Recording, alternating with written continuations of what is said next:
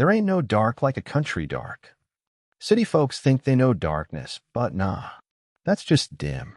In the city, there's always a street light humming, or a glow bouncing off something. Even the shadows got shadows. But in the country, once that sun dips behind the hills and the porch light don't reach past the gravel, you're left with the kind of dark that humbles you, swallows you. The kind of dark that listens back when you breathe. I had a cousin who wouldn't stick around till dark, even though he was raised in the country. He'd visit the home place, but be back on the road before sundown like the hills might bite. He'd say, "Y'all different out here, and we are. Country folks make peace with the dark. Or at least pretend to." Back in college, I'd come home on the Greyhound. Long rides with strangers and overheard stories you didn't ask for.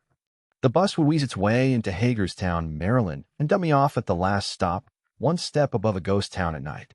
I'd wait there for my dad to come pick me up, take me the rest of the way, about 45 minutes deep into West Virginia. There was a McDonald's nearby, which was great, public, warm, and they didn't mind a kid with a duffel bag sipping a coffee like it was fine wine. But McDonald's ain't 24/7 in the sticks. When they locked the doors and shut off the fryers, I was left outside alone, at a picnic table that backed onto woods so thick you could hear the trees exhale. And let me tell you, when those last golden arches blinked out and the parking lot lights cut off, pitch black, not romantic, starry night black. No, ma'am. The kind where your imagination walks faster than your heartbeat and every squirrel sounds like a serial killer. I sat there, phone battery gasping its last 3%, trying not to look like a crime scene waiting to happen. Every so often a car would roll into the parking lot, headlights sweeping over me like I was some roadside attraction, girl on bench, possibly ghost. They'd pause, see I was breathing, then drive on. Maybe they thought I was brave. Or just weird. When my dad finally pulled up, he slowed to a crawl and rolled down the window. "I almost didn't see ya," he said, with a chuckle. I didn't say much, just grabbed my duffel and got in.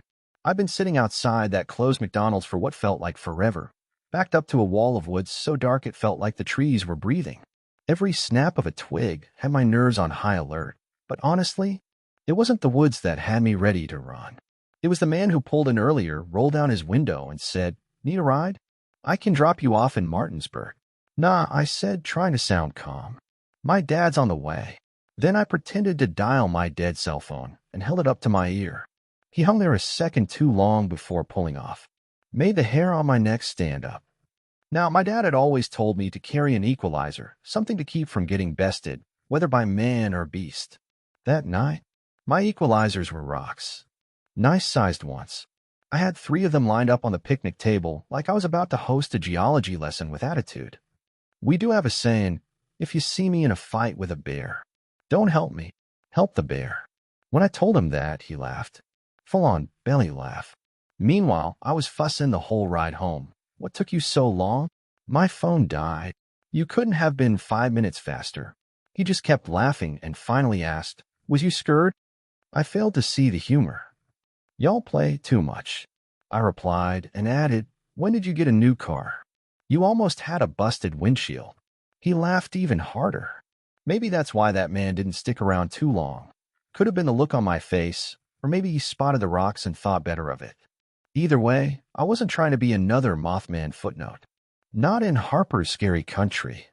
Not with Shepherdstown ghosts creeping, Squatch lurking, and Appalachian weirdness hanging in the air like mist. That night didn't feel like a homecoming. It felt like something else. 'Cause out here, in the country, the dark isn't just what you can't see. It's what might be seeing you.